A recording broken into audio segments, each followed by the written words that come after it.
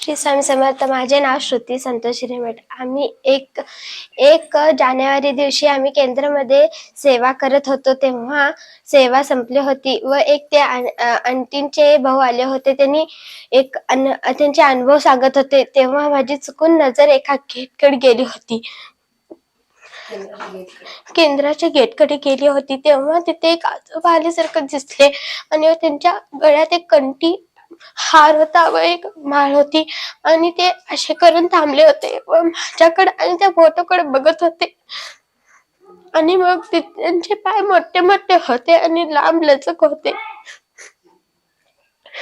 आणि त्यांचे मोठे मोठे होते आणि त्यांनी लंगोट घालून असं थांबले होते आणि त्या फोटोकडे माझ्याकडे बघत होते.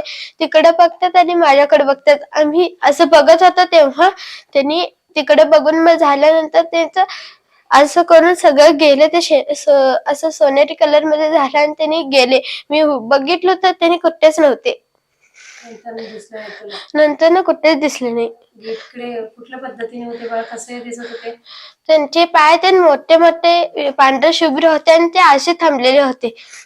ओके, तुला प्रत्यक्ष दर्शन झालं तेव्हा तुम्हाला काय विचारलेस? कंठी हार तरी फोटो मध्ये नाही आहे ना का? मग हित कसं काय आहे हा तू प्रश्न विचारलेस ना? तू सांग ना. मग त्यांच्या गळ्यात पण आमच्या फोटोमध्ये ते कंठी हार असते ते होतं त्यांच्या गळ्यात आणि आम्ही एक जप करतो ती माळ सुद्धा होती. पण फोटो मध्ये ती नाही आहे ती फोटो मध्ये पण. श्री स्वामी समर्थ.